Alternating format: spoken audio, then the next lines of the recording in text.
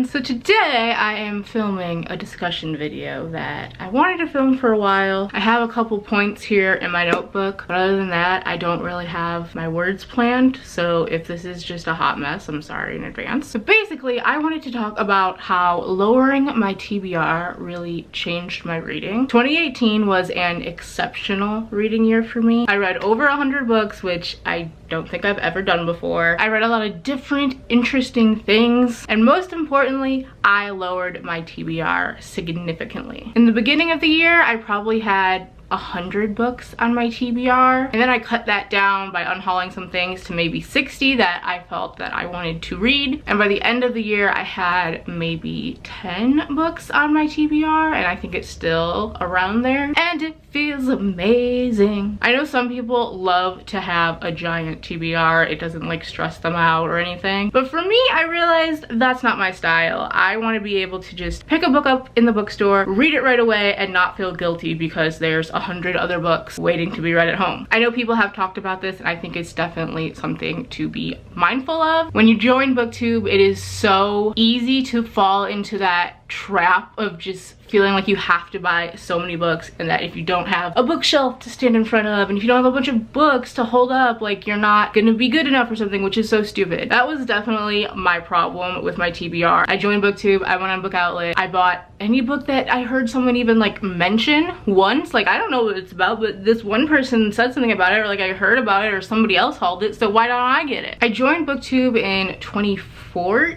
I think, something like that. It's been a few years. I've just kind of been up and down with the channel. And so I would say from 2014 to maybe 2016, 2017, I was still really discovering my taste of books. Like, I knew there were some books that I liked, but I didn't fully know myself as a reader. I've been a reader all my life, but I feel like you go through changes. But my TBR was really holding me back.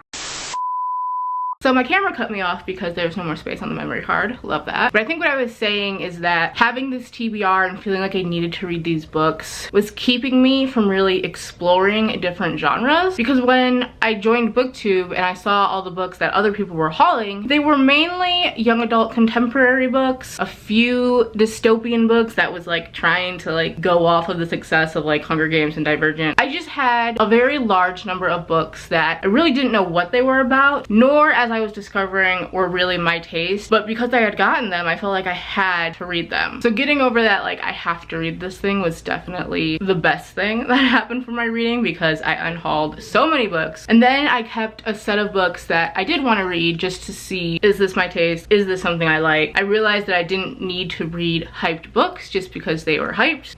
Eleanor and Park. So when I finally either read those books and figured out that they weren't for me, or unhauled them and didn't care about it, I was finally able to read different books and not like feel bad that I was ignoring my large TBR. And this really allowed me to discover what my taste is. I had read a couple of thrillers, basically just Gillian Flynn's book When Gone Girl got popular, and I really love Sharp Objects, still one of my favorite books to this day. But those were really all the thrillers that I had read, and so that was one genre that I really started to get into, started to pick up, and now it's one of my favorite genres. I love thrillers.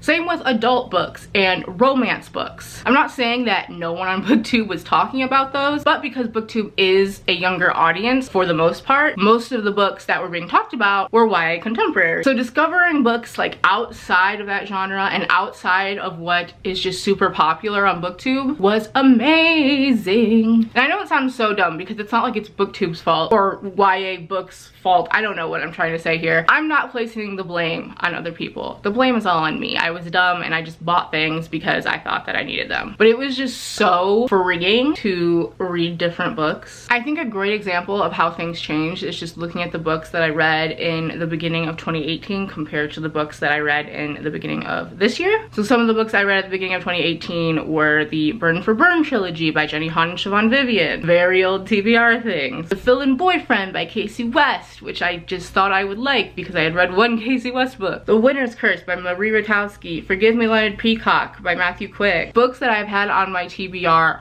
forever. And most of them, I think that I said, were YA, which is no problem. I love YA. But I also really like spreading out and finding new things. So if you look at what I read for 2019, the first book was The Goldfinch, Behind Her Eyes by Sarah Pinborough, which is a thriller. Becoming by Michelle Obama, a reread of The Hunger Games, my babe. A Mother's Reckoning by Sue Klebold. The Cruel Prince by Holly Black. A really good mixture of things. There's thriller, there's memoir, fantasy, literary fiction. That is the kind of reader I want to be. I want to be eclectic and just read a bunch of different things, because if you don't, you're probably going to get in a little rut. Maybe not. Maybe you read one genre and you're good. But for me, I like to roam. At least I do now. I didn't know I liked to roam until I let myself do it by lowering my TBR.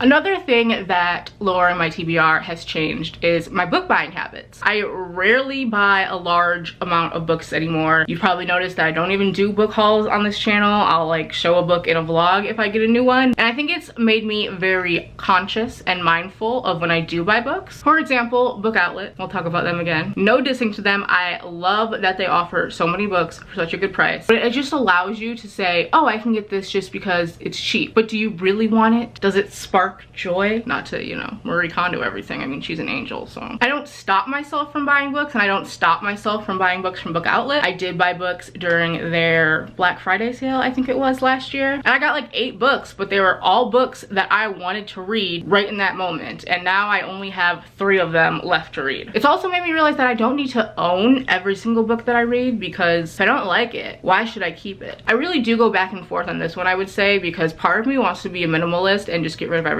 And the other part of me is a hoarder that is too emotional to let anything go. But upon doing unhauls and things like that, it made me realize that it's okay to read a book from the library and then decide if I want to buy it. I am someone that likes to have a physical book, even if I'm reading it as an ebook or an audiobook. But I've gotten better at just not immediately buying things and letting myself test out the product before I buy it, as one might say. And speaking of other platforms, it's really gotten me into audiobooks. I listen to so many. I probably listen more than I physically read, and sometimes I feel bad about that for some reason. Like, I don't know why, because I do like the physical act of reading. But what I've discovered is that with my disability, these ears, as you see, I'm burning, so you're welcome. I'm suffering to film this video for you. I always have to have a fan on my face to cool me off, and it can be hard to read a book like that because the fan blows the pages, or the way I sit like doesn't let me get the fan good enough, or I can't get comfortable. So I just have to accept that audiobooks are a big help to me because of my disability, and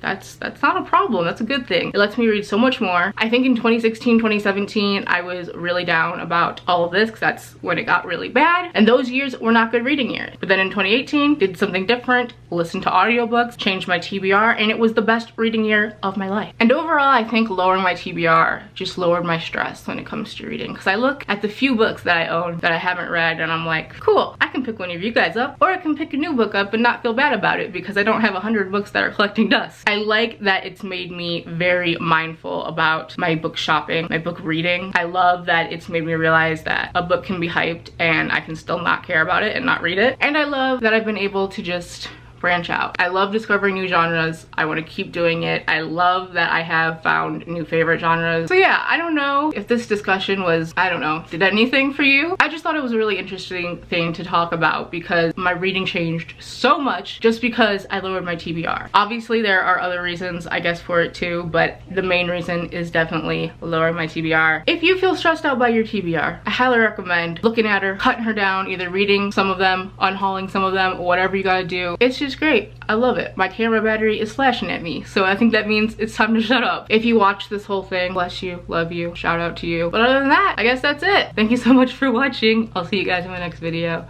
Bye!